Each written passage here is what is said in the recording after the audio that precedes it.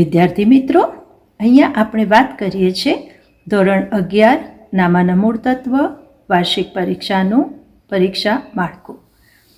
આપને વિભાગ એની અંદર 1 થી 16 પ્રશ્ન હશે MCQના, 1 માર્ક રહેશે. વિભાગ 2ની અંદર 17 થી 24 VSQ રહેશે, 1 માર્ક, જે ટોટલ 8 રહેશે. વિભાગ Cની અંદર 25 થી 32 3 માર્કના પ્રશ્ન હશે, 5નો આપણે ઉત્તર લખવાનો છે, 15 માર્ક્સ. વિભાગ Dની અંદર 35 થી લઈને 37 સુધીના પ્રશ્ન હશે, 4 માર્કનો પ્રશ્ન, 3 આપણે જવાબ આપવાના છે, 12 માર્ક્સ. વિભાગ Eની અંદર 38 થી 41 6 માર્કનો પ્રશ્ન હશે, 3ના જ ઉત્તર લખો, 18 માર્ક્સ. વિભાગ Fની અંદર 42 ક્વેશ્ચન નંબર, એક જ પ્રશ્ન હશે વાર્ષિક હિસાબોનો, 11 માર્ક્સનો, 11 માર્ક્સ. આમ કરતાં 80 માર્કનું પ્રશ્નપત્ર જેનો જવાબ આપે લખવાનો છે. આપને વિકલ્પ સાથે પ્રશ્નપત્ર વધારે માર્ક્સનું હશે, પરંતુ 80 માર્કનું આપ જવાબ લખશો.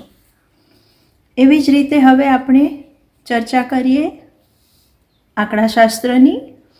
વાર્ષિક પરીક્ષા ધોરણ 11 વિભાગ A 1 થી 16 પ્રશ્ન MCQ, વિભાગ B 17 થી 24 VSQ, વિભાગ C 25 થી 33 6 પ્રશ્નોના જવાબ લખવાના છે, 12 માર્ક્સ.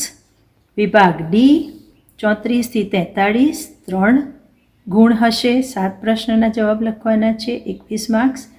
વિભાગ E 44 થી 46 2 પ્રશ્નના જવાબ લખવાના છે, 4 માર્ક હશે, 8 માર્ક્સ. અને વિભાગ F 47 to 51 3 પ્રશ્નના ઉત્તર લખો, 5 માર્ક્સ હશે, 15 માર્ક્સ.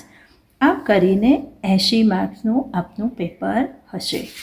અહીંયા પણ વિકલ્પ સાથે અને વિકલ્પ વગર જે પણ વેટેજ છે એનો પણ વિડીયો અવેલેબલ છે, તો તમે એને પણ જોઈ શકો છો.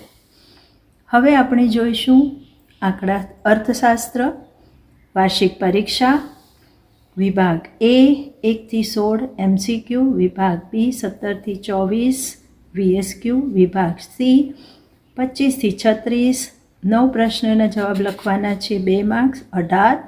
વિભાગ D 37 થી 45 એમાં 6 પ્રશ્નના જવાબ લખવાના છે, 3 માર્ક્સ હશે, 18 માર્ક્સ. અને વિભાગ E જેમાં 46 થી 51 4 પ્રશ્નના જવાબ લખો, 5 માર્ક્સ હશે, 20 માર્ક્સ.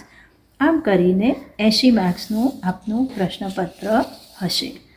અહીંયા આપણે આજે બધા જ વિષયના પ્રશ્નપત્રના માળખા જોઈ રહ્યા છે, જેથી કરીને એકસાથે આપને બધાનો ખ્યાલ આવી જાય. વાણિજ્ય વ્યવસ્થા અને સંચાલન BO, જેને કે આપણે કહેતા હોઈએ છીએ વાર્ષિક પરીક્ષા, જે કે થિયરી સબ્જેક્ટ છે ઇકોનોમિક્સની જેમ. વિભાગ A 1 થી 16 MCQ 16 માર્ક્સ, વિભાગ B 17 થી 14 VSQ 8 માર્ક્સ, વિભાગ C 25 થી 36 9 પ્રશ્નના જવાબ લખવાના છે, 2 માર્ક્સ હશે, 18 માર્ક્સ. વિભાગ D 37 થી 45 6 પ્રશ્નોના જવાબ લખો, 3 માર્ક્સ હશે દરેકના, 18 માર્ક્સ. વિભાગ E 46 થી 51 4 પ્રશ્નના જવાબ લખો, 5 માર્ક્સ હશે, 20 માર્ક્સ. આપનું પ્રશ્નપત્ર હશે 80 માર્કનું. તો આ હતું દરેક વિષયનું વિષય માળખું. અહીંયા આગળ એ જ રીતે છે હિન્દી, જેમાં વિભાગ A હશે તમારો પદ્યનો, જે કે હશે 25 માર્ક્સ. વિભાગ B હશે ગદ્યનો, જે કે છે 25 માર્ક્સ. વિભાગ C હશે વ્યાકરણ, જેમાં ખાસ કરીને સમાનાર્થી, વિલોમ શબ્દ, પ્રત્યય શબ્દ, ઉપસર્ગ હશે, માનક શબ્દ હશે, મુહાવરે અને કહાવતો, એ હશે તમારું 14 માર્કનું વ્યાકરણ. અને વિભાગ D હશે જે કે તમારું લેખન કાર્ય, જેની અંદર હશે એક પત્ર, એક હશે નિબંધ અને એક હશે તમારે કોમ્પ્રિહેન્શન, જેના ક્વેશ્ચનમાંથી જવાબ આપવાના છે, એ 16 માર્ક્સ. આમ કરીને 80 માર્ક્સનું હિન્દીનું પેપર, જે કે તમારું ઓપ્શનલ સબ્જેક્ટમાં કોઈએ હિન્દી લીધું હશે, કોઈએ ગુજરાતી લીધું હશે. અગર ઇંગ્લિશ મીડિયમના હશે તો ગુજરાતી મીડિયમના વિદ્યાર્થી હશે તો એમણે ઇંગ્લિશ લીધું હશે. અહીંયા છે બ્લુપ્રિન્ટ SPCCની. અહીંયા બ્લુપ્રિન્ટ બનાવેલી છે કે જેની અંદર આપને ખ્યાલ આવે કે A થી F સેક્શન સુધીના તમારા ઓપ્શન સાથે કેટલા માર્ક્સ હશે, વિધાઉટ ઓપ્શન કેટલા માર્ક્સ હશે, ચેપ્ટર વાઇઝ પ્રશ્ન કયો આવી શકે છે એની બ્લુપ્રિન્ટ બનાવેલી છે. તમે એનો સ્ક્રીનશોટ લઈ શકો છો અને એને તમે માર્ક કરી શકો છો.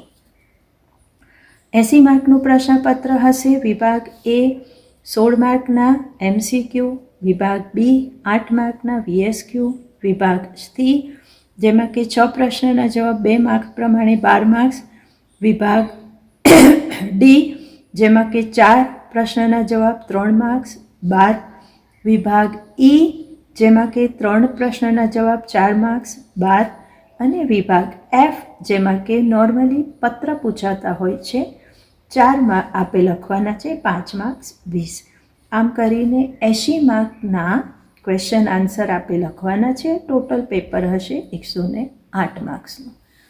આ વાત થઈ દરેક સબ્જેક્ટના એન્યુઅલ એક્ઝામના પેપર વેટેજની. Subscribe the channel, like the video, comment and share with your friends. Thank you.